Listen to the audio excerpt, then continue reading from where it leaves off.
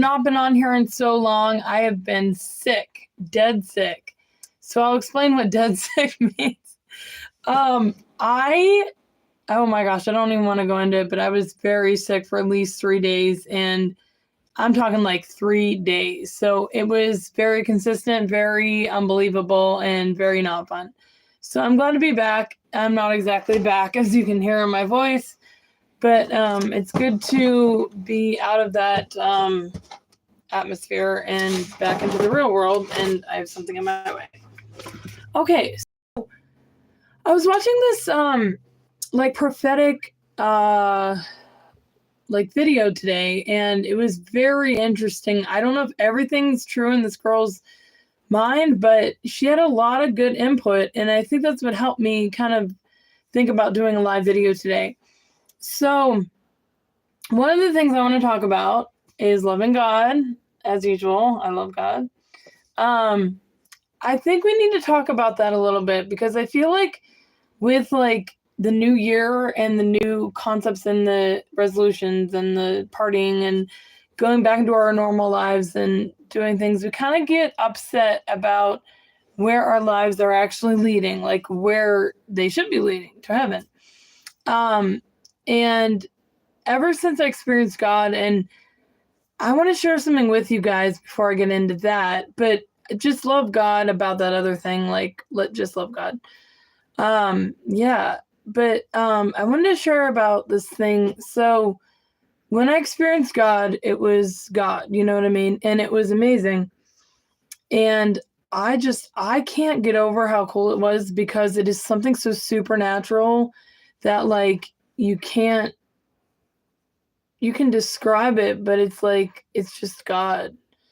But that being said, ever since then, I had kept doubts, literal doubts about, what happened. And they would plague me, and they would come from an unknown source, and they would just plague me and tell me that, what happened wasn't really real. And I actually I don't know if it was fully, but I kind of believed it one time. And I was like, maybe this isn't from God, because I'm being so afflicted with these thoughts. And then my priest is like, whether it's from God or not from God, you should just, play it cool, be at peace, all that stuff. So I thought about it, and I talked to my therapist the other day, and she's like, no, like if you experienced God, you experienced God. Like that's the end of it. And I think she actually used those words. And I was like, that's actually true. Like I shouldn't be denying God. And the only reason I was doing it is because of the devil. Now, I do not believe the devil has so much power, but at the same time, he does. Like the devil does not have more power than Jesus or anything like that, but he has so much power. And I think that, they say he comes like a roaring lion, and that's not like a sleeping lion. Like this is a roaring lion, and he comes and he tries to come, steal, and destroy. And I just felt like that was him, like the whole time. That was him. Like, of course he doesn't want me to believe in God. Of course he doesn't want me to believe that, what happened wasn't godly and wasn't God and stuff, so he could have the glory or whatever the hell it is. So yeah, so I just want to say that I have experienced God, and it just was so beautiful, and I can't wait to experience it again in Holy Communion. So that being said, I wanted to like shift. You can hear my voice. I'm kind of going a little bit, but I wanted to shift my perspective a little bit and talk about God, but talk about Mary in general. So for those of you who don't know, Mary is the mother of God. She is his mother, and she is our mother. So when Jesus died on the cross, Jesus gave Mary to us as our mother, because he's just that good. And she became our mother. And I literally was like crying before, because so it's a long story, but basically when people sin and they're constantly sinning, they're purposely sinning, like I'm not going to name names, but people at the Golden Globes or whatever it's called, and that brought all the fires and different things, like God is not mocked. And Mary, I feel like with all the sinning in the world today, like Mary is so overwhelmed. And even though she's in heaven, she's still our mother. And she's just like crying. And sometimes I can tell when I go to a Blessed Mother statue that like she was crying or she is crying or she will be crying or just different things. And one time I don't know why I said one time. So today, this is so hard to talk about, but like I could tell she was upset and that she was crying because, and I'm not saying the picture cries, that'd be kind of neat, but it was just like she looked like she was crying. And it reminds me of this one picture I have of her. It's like, it literally looks like she is crying because it's like a picture. Okay, so it's called like Our Lady of Czestochowa, I think. And it's in Poland where these people came in and they cut the face of the Blessed Mother in her picture.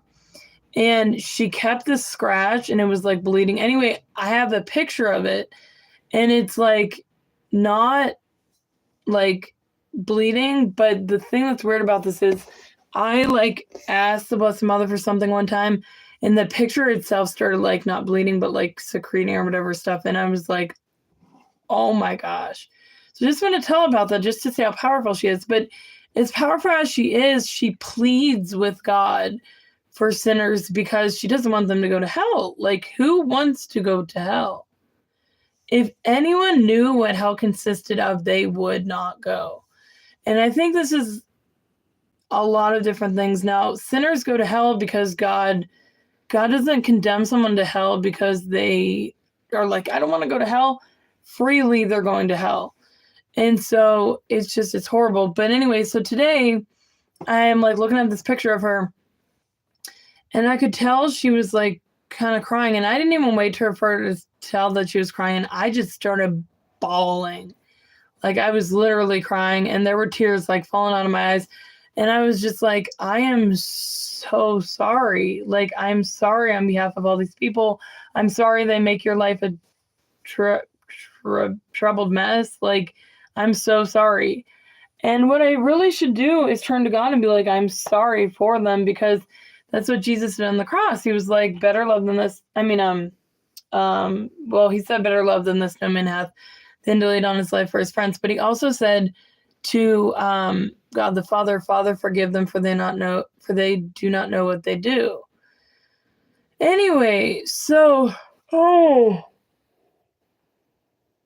I'm yawning.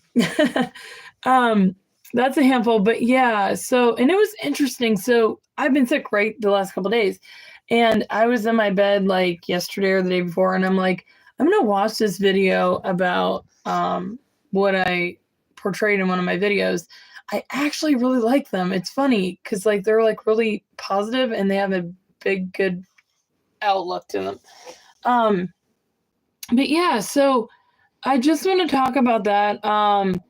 Also, make sure you get enough protein in your life or in your body because I don't. And today I didn't, I got up actually and took a bath and things and I like did not have enough protein or anything. And so I'm like staggering at the gas station and shaking in line at the gas station. Something just popped up. And then I realized I hardly ate today. So I like go home, I'm eating this tuna boona. I call it tuna boona. They're like these tuna snacks. Anyway, I feel like I have protein now and food, and it is great. So make sure you get enough protein. This is your sign too. But yeah, so I just want to talk about God a little bit. In that he is so close, like God is very close in union with us. One thing I think we need to do is have an intimate relationship with God. And what I'm saying is like, it's kind of hard to explain, but like God, whatever you experience with your spouse, your relationship, your girlfriend, your boyfriend, anything like that, God is actually bigger than that, which I just realized right now because I was trying to think about it.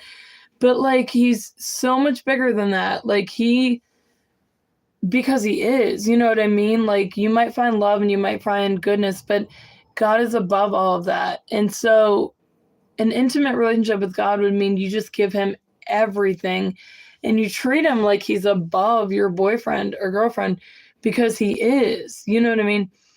So, yeah, I just want to share that though, because the girl that was doing the video before this was like, yeah, like you should have an intimate relationship with God. And I'm like, what does that mean? But it just means giving it all to him and not holding back, and something that you would tell your boyfriend or girlfriend, God would like you to tell him more.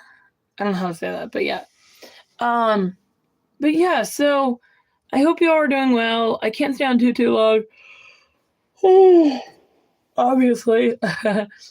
um, but I really hope you all are doing well, and I hope that you all are having a good new year and good resolutions. I totally forgot what my resolutions were. I think it was to just do stuff, and I've been kind of doing that, but then I got sick for a couple days, so I'm not really sure how that went. One thing I would say is to keep in shape, because these weather times are creepy. You never know when you can get to the gym or not and do different things. But yeah, so I hope you guys had a good time talking with me. God bless and have a good night. Bye.